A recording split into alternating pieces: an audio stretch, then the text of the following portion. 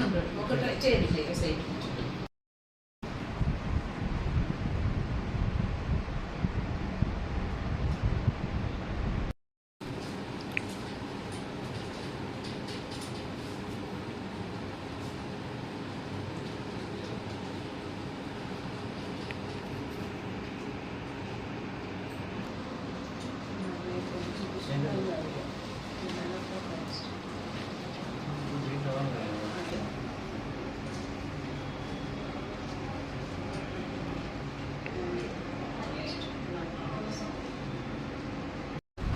ఈ నెల 10వ తారీఖు రాత్రి హత్య కాబడిన సునీత, ఈమె పొదిరెడ్డిపేటకు చెందిన ఆమె, 35 సంవత్సరాలు ఉంటాయి. మోతే సునీత. ఆమె భర్త హస్బెండ్ చనిపోయి 5 years అవుతుంది.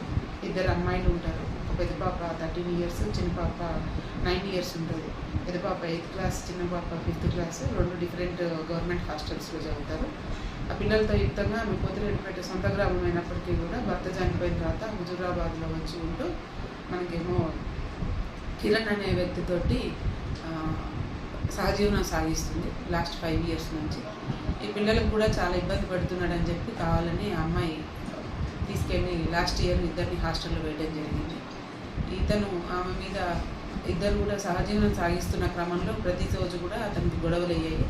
ముఖ్య కారణం ఏంటంటే ఆయన నైబర్గా ఉన్న భాగ్య అనే ఒక లేడీతోటి సునీతకి చాలా కాలంగా స్నేహం ఉండేది. ఆమె వద్దన్నా కానీ ఇద్దరితోటి గొడవ అయితే ఆమెకు ఎవరు లేనందువల్ల భాగ్యతోటి చాలా దగ్గరగా ఉంటూ ఈమెతోటి కిరణ్ తోటి గొడవ అయినప్పుడల్లా వాళ్ళ ఇంటికి వెళ్ళి పడుకోవటము, వాళ్ళ ఇంటి దగ్గర ఉండటం అది జరుగుతుంటే ఇతనికి నచ్చేది కాదు.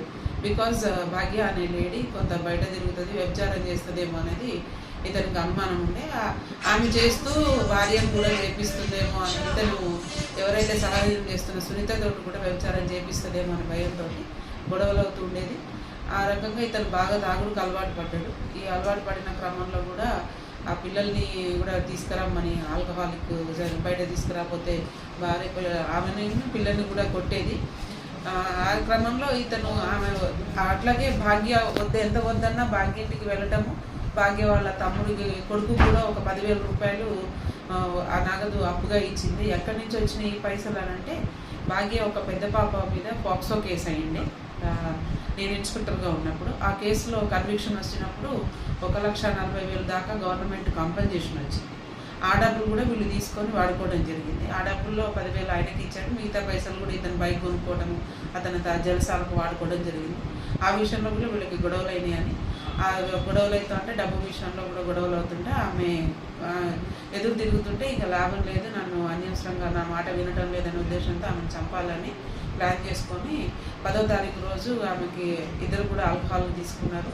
రైస్ తిన్న తర్వాత వాళ్ళిద్దరి మధ్య గొడవలైంది. గొడవలైనప్పుడు ఆమె తిరగబడింది కూడా. తిరగబడిన క్రమంలో అతనికి గాయాలు కూడా అయినాయి, గొంతు తగ్గించిన గాయాలు గొంతు మీద అయిన తర్వాత ఆమె పడుకునే క్రమంలో ఆమెని చంపేయడం జరిగింది.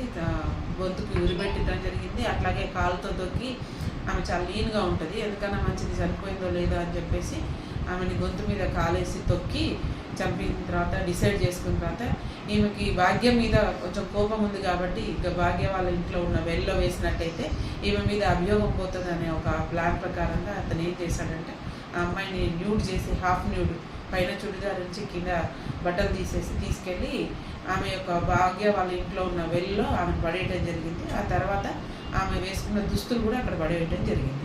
అదే విషయము మాకు ఈరోజు అతన్ని అరెస్ట్ చేసిన తర్వాత ఆయన కన్ఫెస్ చేశాడు.